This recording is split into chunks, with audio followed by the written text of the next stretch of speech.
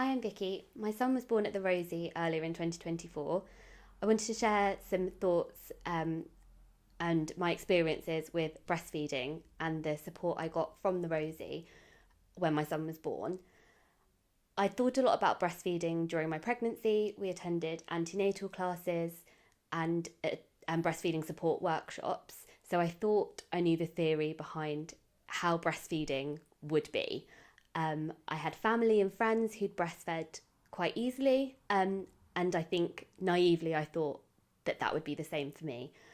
Unfortunately, when my son was born, we had a few challenges and it wasn't quite as straightforward as I thought. But the Rosie were really, really helpful and were able to support me to solely breastfeed, which is where we are now, 4 months down the line. After my son was born, I tried to breastfeed within the first hour, as you're recommended to do. Unfortunately, it was quite clear that he wouldn't latch. He really, really struggled, and the midwives at the Rosie helped as much as they could, but he was really, really struggling to get that latch on. The midwives had a look at him, watched what he was doing, and it became evident quite quickly that he may have what's called a tongue tie. It's not something that could be diagnosed at the time, so we were kind of pointed in the right direction of some help and guidance around what to do if a baby has a tongue tie, and we were given an urgent referral to see a paediatrician. Although that was happening in the background, the midwives did carry on trying to help us get my son latched and get him breastfeeding, but unfortunately, even if he did latch, he just wouldn't suckle and he wouldn't do anything. So we resorted to having to feed with colostrum syringes straight away. While I was on the postnatal ward, because we'd had that referral to the paediatric team, we were also then introduced to the infant feeding team. They came and saw us within a couple of hours of my son's birth and set me up with a breast pump, so that I could really start making sure that my supply was going to be up and running straight away in that sort of critical 48-hour period, even though my son wasn't able to feed directly from me at that stage. It was an overwhelming experience. I'll be honest, it wasn't how I thought the first few hours would go after my son was born, but the support that they gave and the encouragement that we would get there and we were working towards being able to breastfeed, which I really wanted to do, helped me navigate that first kind of couple of hours and first couple of days. So the day after my son was born, the midwife team were happy that I was healthy, that my son was healthy, and that we could be discharged.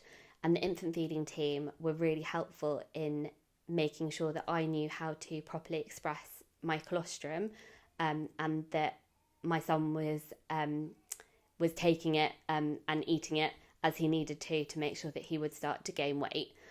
And they helped us put a feeding plan in place for that stopgap period before we did see a consultant about his tongue tie.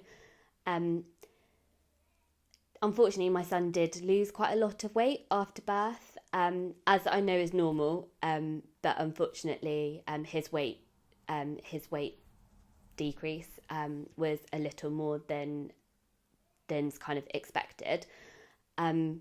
Because of that, I did have to keep expressing breast milk. I was really determined that I wanted to breastfeed and that I wanted my son to be solely fed with breast milk if possible, and I didn't want to give up on that within the first few days of his birth. So I was hugely supported by Amy and the feeding team to keep expressing my milk, keep bottle feeding until my son gained enough weight that he could start breastfeeding himself naturally. It was challenging, and it did take a couple of weeks for my son to be able to latch properly and eat effectively, that he'd gained enough weight and was back to his birth weight. After that point, We then had another feeding plan with Amy and her team, which allowed us to start reducing the amount of express breast milk that my son was eating, to get to the point where he could be sustained solely on breast milk naturally from me, and could have a bottle occasionally if he needed to from my partner. I think my one piece of advice for new parents is that if you do want to breastfeed, and if that's right for you and your family, but it doesn't go the way that you want it to start with, is just to persevere.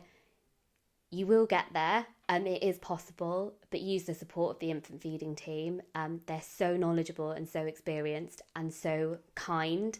To have their support to lean on in the first couple of weeks of my son's life was incredible. So don't give up. And if you want to breastfeed, then you can.